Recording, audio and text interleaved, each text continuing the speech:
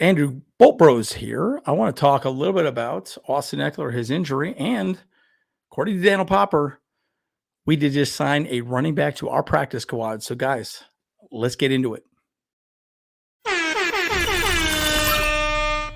Bolt Bros. Okay, folks, as always, like and subscribe. If you do enjoy the content, we talk about all things Chargers here. I'm Andrew Bolt Bros. So let's talk about these guys right here. All butt and gut, our offensive line kicking ass against the Dolphins, 234 yards rushing. It was the Austin Ekeler and Josh Kelly show, right? We actually kicked ass on the ground. These guys opened some nice holes, man. I mean, there's all the running, all the videos you saw. We have like 40 rush attempts that game. I mean, we just absolutely kicked ass, right? These guys did a great job. Till the end of the game when, we kind of could not drive the ball down the field. Let's not get into it too much, but let's talk a little bit about Austin Ekeler and kind of what we're looking at with him. So according to Ian Rappaport, he's not practicing today as of Wednesday. I don't know if you know this or not, but his agent did just pass away, struggling with cancer, Weiss. So it's an unfortunate situation, but of course we know he has an ankle injury. One thing that Brandon Staley says, his exact words, is his ability to practice is uncertain. And I've seen day to day. I've seen all these different things, but it looks to me like Thursday we'll have a little bit of a resolution on where he's going to be injury wise, if he's going to play this week. Now, again, we're talking about a running back that we did just sign today, according to at least Daniel Popper. I haven't seen it anywhere else, but he is signed potentially. So I'll get more into that a little bit, but there's a little bit of weirdness in our running back room as well too. This gentleman right here, Isaiah Spiller, didn't even suit up for the Dolphins game. Now, I didn't know that. I was actually at the game, and I was like, oh, why isn't Isaiah Spiller out there? Well, it was really interesting. There's kind of an article that came out that I thought was really interesting. Brandon Staley said about Isaiah Spiller.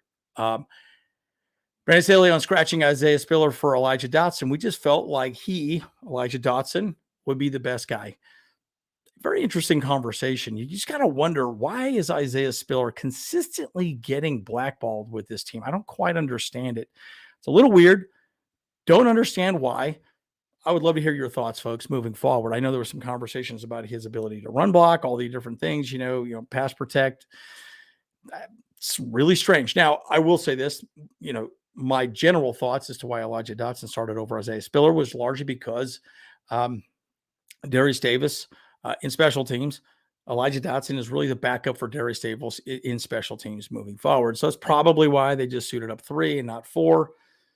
But what's the point of having 4th? I don't get it. But either way, we also know that Brevin Allen was also sent back down to the practice squad. We did sign Ty Shelby to the practice squad, another edge rusher, and then also we let Austin Pleasance go from the practice squad. So very interesting, and that's why we now have this gentleman right here from the Commanders. Drum roll, please. Jaret Patterson. So we got him from the Commanders. Now, it's a really interesting story with him. He was signed in 2021. He was from Buffalo, undrafted free agent. But again, this is a really good point here in this article that I read about him specifically. I don't want to go too deep into it. He's done fairly well. Patterson has proven he can play in the NFL. Unfortunately for him, he's behind Brian Robinson Jr., Gibson, and rookie Chris Rodriguez Jr., also a veteran Jonathan Williams. A little tough to get some field time at that point. So obviously they let him go. Clearly, I think this is a conversation where Kellen Moore knew this guy actually had some skills, and we scooped him up, right? Again, this just goes to show you that running back's value is just kind of a dime a dozen at this moment, right? So you could get value just about anywhere.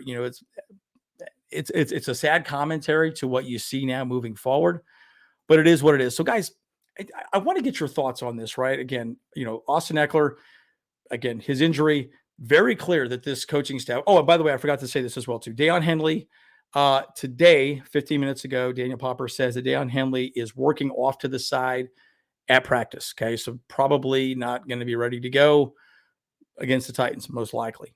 Chris Rumph is participating. He does have a hamstring injury, so he most likely would be ready to go against the Titans. But we'll keep you guys posted on that. We'll talk about our pregame and obviously, keep you updated on these general injuries. But again, clearly this coaching staff does not want to give a lot of information on these injuries and how they're progressing or the healing 2 to 4 weeks. They want to keep things, kind of up in the air. I don't think they want any team to get any edge on how to scheme up against us moving forward. So guys, What do you guys think? The running back conversation has become really interesting. We got a new person in the stable at this moment. Didn't see that coming, So guys, let's talk. As always, Andrew Bullpros. See you guys in the next one.